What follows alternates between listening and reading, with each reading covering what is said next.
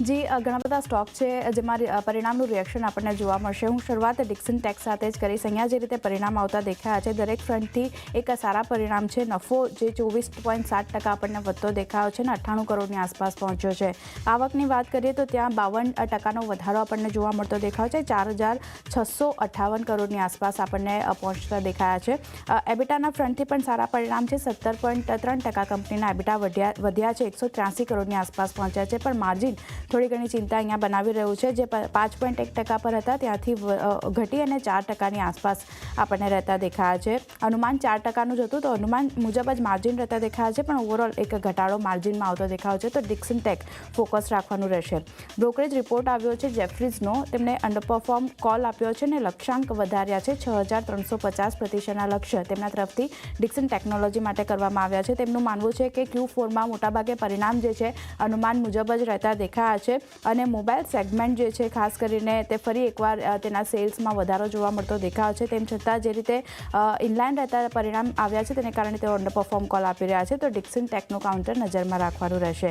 Next counter Berger paints. અહીંયા પરિણામનું reaction આપણને જોવા મળી શકે છે। મિશ્ર પરિણામ અને નબળા પરિણામ કંપની તરફથી આવતા દેખાયા છે, જ્યાં નફો 19.5% વધ્યો છે, સામે આવકમાં પણ 3.1%નો મામૂલી એવો વધારો અને 2,520 કરોડની આસપાસ આવક પહોંચતી દેખાઈ રહી છે। એબિટાના ફ્રન્ટથી જુઓ એક નરમાશ છે।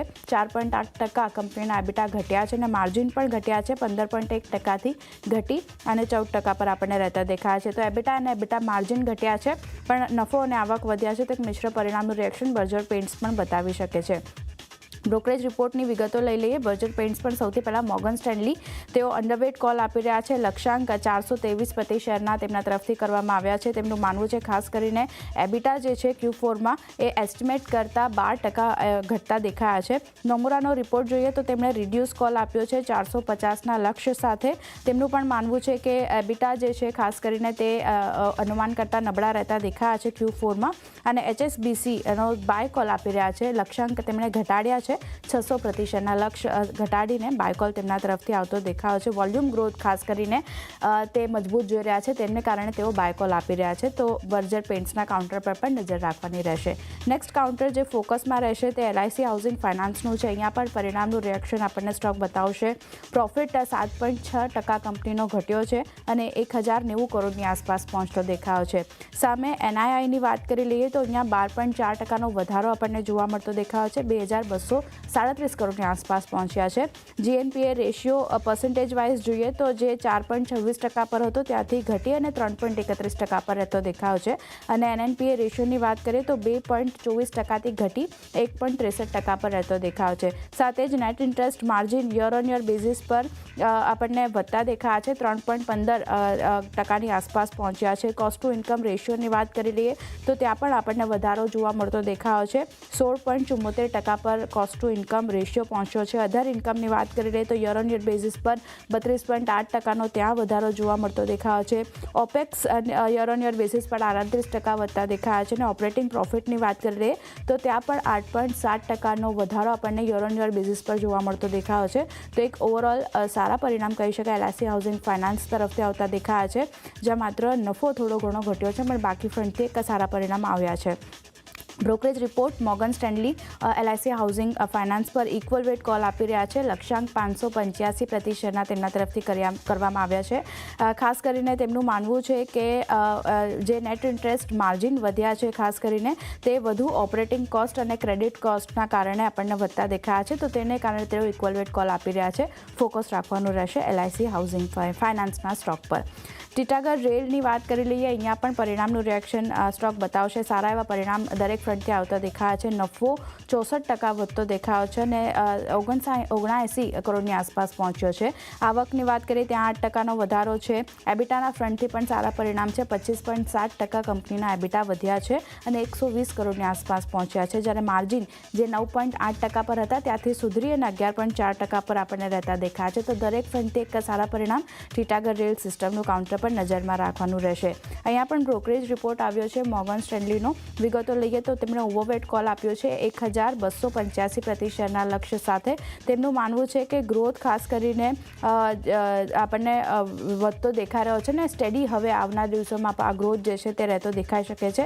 તો તેને કારણે તેઓ ઓવરવેટ કોલ આપી રહ્યા છે. ફોકસ ટીટાગઢ રેડના કાઉન્ટર પર પણ રહેશે. અને છેલ્લે મારા તરફથી મોઇલનું કાઉન્ટર નજરમાં રાખવાનું રહેશે. જે રીતે પરિણામ આવ્યા છે, પ્રોફિટ 12.6% વધ્યો છે, પણ સામે આવક જુઓ 2.8% ઘટી અને 416 કરોડની આસપાસ પહોંચી દેખાઈ રહી છે. એબિટાના ફ્રન્ટથી પણ નબળા પરિણામ છે. 3.2% કંપનીના એબિટા ઘટ્યા છે, 228 કરોડની આસપાસ પહોંચતા દેખાયા છે. અને માર્જિન જે 31% પર હતા ત્યાંથી ઘટી અને 30.8% પર આવતા દેખાયા છે.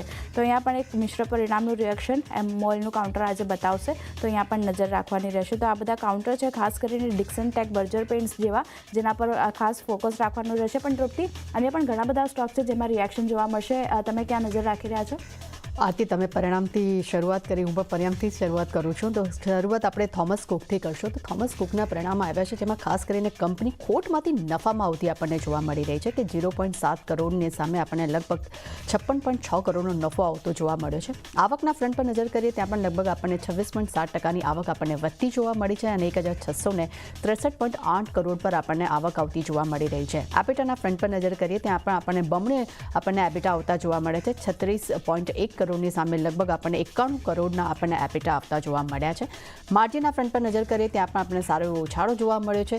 2.7%ની સામે લગભગ આપણને 5.5%ના આપણને માર્જિન આવતા જોવા મળી રહ્યા છે. અને આજે થોમસ કુકને લઈને વાત કરી લઈશ કે બપોરે 2 વાગે વાયદાથી ફાયદાના સ્પેશિયલ શોમાં આપણું મેનેજમેન્ટ પણ આપણી સાથે જોડાશે. એટલે ત્યાં પણ આપણને ઘણી વધુ વિગતમાં આપણને ખબર પડશે કે થોમસ કુકને મેનેજમેન્ટ આ પરિણામને લઈને કેવું પોતાનું રિએક્શન આપે છે અને આવનારા સમયમાં તેમનો બિઝનેસ આઉટલુક પણ કેવો હશે. ત્યારબાદ અન્ય રિઝલ્ટ્સ પર નજર કરી લે. આજે ઘણી બધી કેશ કંપનીઓના પરિણામ પણ ગઈકાલે આવ્યા હતા, જેમાં ખાસ કરીને TCI, Mankind pharma, Somani ceramic, Honeywell, ત્યારબાદ NCC, HPL electric and power, એ સિવાય Redington, NLC India, Jindal stainless, આ સિવાય ઘણી બધી કેશ કંપનીઓ છે જેના પરિણામ આવી ચૂક્યા છે. આજે દરેક કાઉન્ટર્સ પર આપણને સારું એવું એક્શન જોવા મળી શકે છે અને આજે બધા જ કાઉન્ટર્સ જે છે આપણા રડારમાં રહેશે.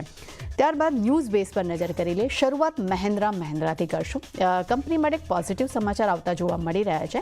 NCLT પાસેથી તેમને એક મંજૂરી મળી છે. કંપનીને પોતાની 3 કંપનીઓમાં મહિન્દ્રાના વિલય માટે તેમને આ મંજૂરી મળી છે, જેમાં 3 કંપનીઓમાં પહેલી કંપની છે Mahindra heavy engineering, Mahindra two wheelers અને Tringo.com. આ ત્રણેય કંપનીઓને મહિન્દ્રા સાથે વિલય માટે NCLT પાસેથી મંજૂરી મળી ચૂકી છે. અને આની પહેલા 7 મેના નેશનલ કંપની લો ટ્રિબ્યુનલ પાસેથી પણ આ વિલય માટે મંજૂરી મળી ચૂકી છે. અને વિલય બાદ કંપનીએ પોતાનું એક સ્ટેટમેન્ટ બહાર પાડ્યું છે, જેમાં તેમને ખૂબ જ પોઝિટિવિટી સાથે એમને આ સ્ટેટમેન્ટ આપ્યું છે. તેમનું કહેવું છે કે વિલયકરણથી હોલ્ડિંગ્સ માળખું જે છે તે તેમનું વધુ વ્યવસ્થિત થશે, વધુ મજબૂત બનશે. તે સાથે તેમનું એ પણ કહેવું છે કે સંચાલન ખૂબ જ સરળ બની જશે અને વહીવટી જે ખર્ચ જે છે તેમાં પણ ઘટાડો આવશે. અને જણાવી દઈએ કે ગઈકાલે પણ મહિન્દ્રા રેકોર્ડ હાઈ બનાવ્યા હતા. 2300ની ઉપર આપણને આ કાઉન્ટર જતું જોવા મળ્યું હતું અને આજે મહિન્દ્રાના રિઝલ્ટ પણ જાહેર થવાના છે. એટલે આજે આ કાઉન્ટર જે ખાસ રડારમાં રહેશે.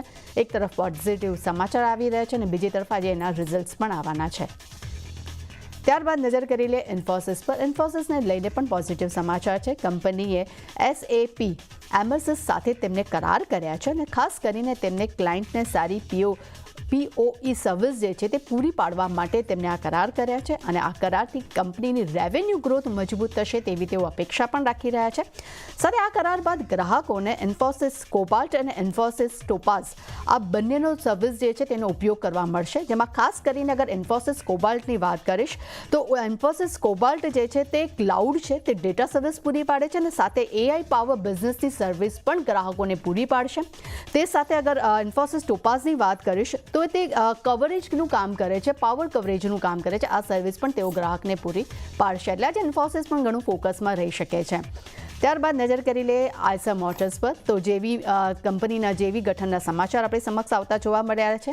તેઓ ટ્રી લેંગલ જે છે તે ઇન્ફોટેક નામની કંપની છે તેની સાથે કંપનીએ જેવીનું ગઠન કર્યું છે અને ખાસ કરીને તેમને commercial vehicle subsidiary fleet management solution પૂરું પાડવા માટે તેમને આ જેવીનું ગઠન કર્યું છે અને આ જેવીની સબસિડરીમાં કંપનીનો 51% હિસ્સો રહેશે. એટલે આઈસર મોટર્સ માટે પણ એક પોઝિટિવ સમાચાર છે. એટલે આ કાઉન્ટર પણ આપણા રડારમાં રહેશે. અને છેલ્લા કાઉન્ટર પર નજર કરી લઈએ તો ક્વિક હિલ કરારના સમાચાર અહીંયા પણ આપણી સમક્ષ આવતા જોવા મળ્યા છે. કંપનીએ સાયબર સિક્યોરિટીઝ માટે યુરોપના EET ગ્રુપ સાથે તેમને કરાર કર્યા છે. એટલે નીરજ, આજે મારા તરફથી ને આરતી તરફથી લિસ્ટ ઘણું લાંબુ છે, પણ આજે દરેકે દરેક શેર્સ એવા છે જેમાં આપણને સારી એવી એક્શન જોવા મળી શકે છે.